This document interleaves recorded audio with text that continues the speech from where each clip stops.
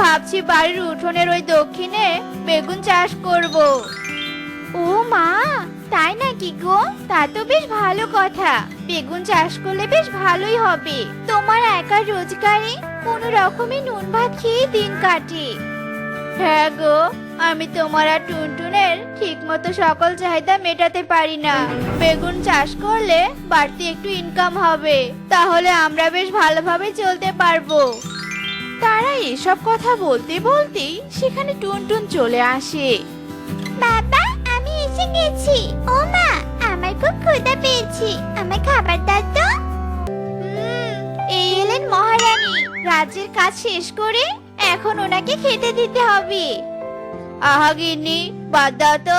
চল মা, চল ঘরে চল। এরপর তারা ঘরে চলে যায়। এরপর দিন পেরিয়ে রাত হয়, আর রাত পেরিয়ে আবার সকাল হয়ে যায়। আজকে খেলতে খুব মজা লাগছে, তাই না রে?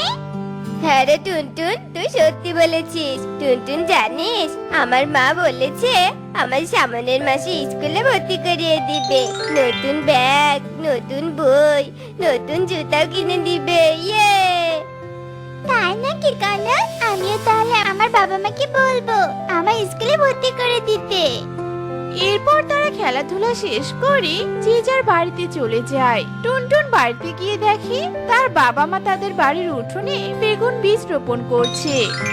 বাবা, বাবা মা, তোমরা বীজ রোপণ করছো? আমিও তোমাদের সাথে বীজ রোপণ করব। ও বাবা, হ্যাঁ গো টুনটুনের বাবা, আজ সূর্য কোন দিকে উঠেছে গো? যে মেয়ে গ্লাসের পানি ঢেলে খায় না, সে আজ নিজে কাজ করতে চাইছে। আরে মা, এমন করে কেন বলছো? আমি তো এখন বড় হয়ে গেছি, আমি তো কাজ করতে পারবো। কদিন পরে তো আমার স্কুলে ভর্তি হতে হবে, তাই না বলো?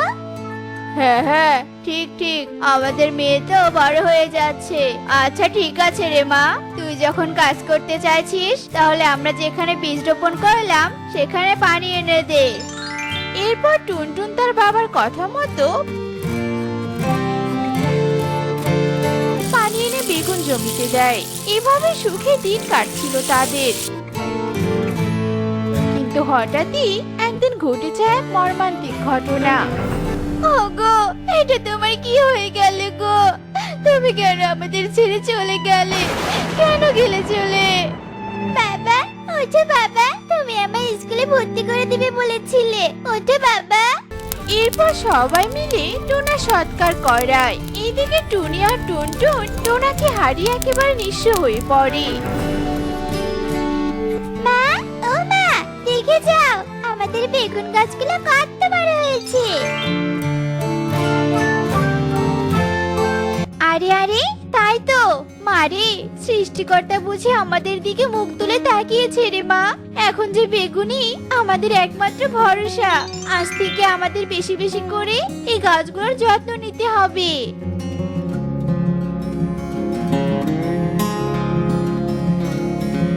এরপর থেকে টুনি বেগুন গাছগুলোর আরো অনেক যত্ন নিতে থাকে। আর কয়েকদিনের মধ্যেই সেই গাছগুলোতে বেগুন ধরে। টুনি সেই বেগুন বাজারে বিক্রি করে তাদের সংসার চালায়। টুনটুন, দেখ দেখ, আমার মা কি সুন্দর আমাকে চুড়ি কিনে দিয়েছে। সুন্দর না চুড়িগুলো বলতো? হ্যাঁ রে, অনেক সুন্দর। আমার একটু দে না রে চুড়িগুলো, আমি হাতে পরে দেখি। ইয়েস, তোকে কেন দিব? হ্যাঁ, যদি হাত থেকে ফেলে দিয়ে আবার ভেঙে ফেলিস, নিজে কিনে পড়তে পারিস না। এসব বলে পারুল চলে যায়। আর টুনটুন মন খারাপ করে ওর মায়ের কাছে যায়। মা, ও মা, আমি লাল চুড়ি কিনে দিবে? দাও না মা। ও মা, দাও না লাল চুড়ি কিনে। টুনটুন, আমরা অনেক গরিব রে মা। সামান্য বেগুন বিক্রি করে দুমামি খেয়ে পড়ে বেঁচে আছি। আর তোর বাবা নেই। এই অভাবে সংসারে আমাদের এখন বিলাসিতা মানায় না রে মা, মানায় না। তার মানে তুমি আমার লাল চুড়ি কিনে দিবে না, তাই তো? আমি তো তোমার কাছে তেমন কিছু চাইনি, শুধু একটু লাল চুড়ি কিনে চেয়েছি, তাও দিবে না, তাই তো? আসলে তুমি আমার ভালোই বাসো না। এসব বলে টুনটুন কান্না করতে করতে আনমনে হাঁটতে হাঁটতে বনের গভীরে যায়। আর কিছুক্ষণ পর, আরে আরে, আমি কোথায় চলে এসেছি? এ তো গভীর জঙ্গল, এখান থেকে আমি বাড়ি যাব কি করে? আরে আরে, ওই ওই তো একটা গুহা দেখা যাচ্ছে। দেখি তো গুহায় কেউ আছে কিনা যে আমাকে একটু সাহায্য করতে পারবে। এই বলে টুনটুন গুহার ভিতরে প্রবেশ করে আর সেখানে গিয়ে সে পুরো অবাক হয়ে যায়। আরে আরে, এ আমি কি দেখছি? চুরির গাছ। গাছে আবার কখনো চুরি ধরে নাকি? কি সুন্দর লাল লাল চুরি। ইস, আমার কত শখ ছিল আমি লাল চুড়ি পরবো। আমি এখান থেকে একজোড়া চুড়ি পেরে হাতে দেই। ইস, কি সুন্দর চুড়িগুলো। এই বলে টুনটুন যেই না চুড়িতে হাত দেয় তখনই সেখানে একটা পেতনি এসে হাজির হয়। এই, কে রে, কে আমার চুড়ির গাছে আমার অনুমতি ছাড়া হাত দিয়েছে আর আমার পেটরাজে ঢুকেছে? হ্যাঁ, ওরে পুচকি, তোর এত বড় সাহস রে! দাঁড়া, তোর ব্যবস্থা আমি করছি। এই বলে পেতনি জাদু করে টুনটুনকে একটা খাঁচায় বন্দি করে। পেতনি, আমার ছেড়ে দাও। এটা তোমার গাছ, আমি জানতাম না গো। আমার ভুল হয়ে গেছে, আমায় ক্ষমা করে দাও। পেতনি টুনটুনের কোনো কথাই শোনে না। অন্যদিকে টুনটুনের মা টুনি টুনটুনের চিন্তায় অস্থির হয়ে যায়। সারা দিন গড়িয়ে সন্ধ্যা নেমে যাচ্ছে, মেয়েটা আমার রাগ করে বাড়ি থেকে বেরিয়ে গেল, এখনো ফেরেনি। আশেপাশে তো খুঁজে এলাম, কোথাও নেই। মারে টুনটুন, কোথায় গেলি রে মা? ফিরে আয় মা, ফিরে আয়। অন্যদিকে পেটরাজ্যে ঘটে যায় এক ভয়ানক ঘটনা। এই পেতনি শোকেলা, তোর এত বড় সাহস! তুই পেটরাজ্য দখল করে বসে আছিস। আজ আমি তোকে ধ্বংস করব আর আমি হব পেটরাজ্যের রানী।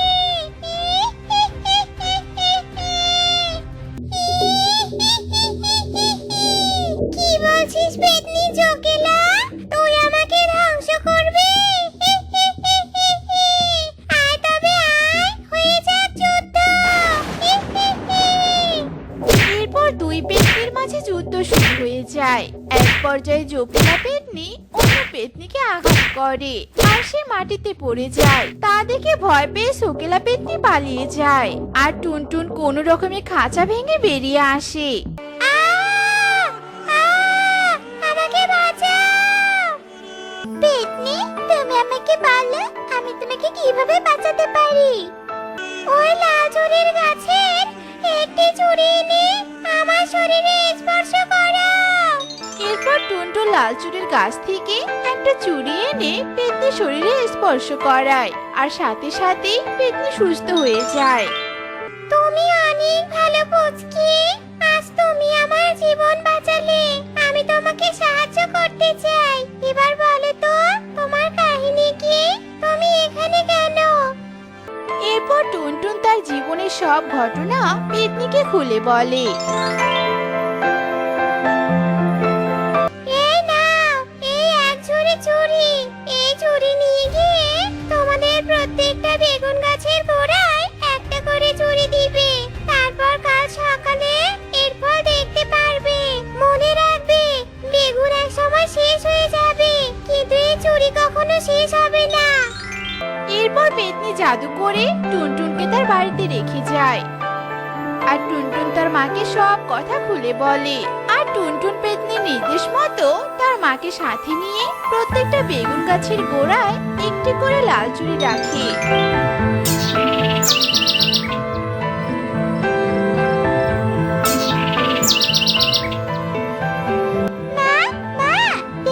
দেখে যাও, কি অবাক করা কাণ্ড ঘটেছে।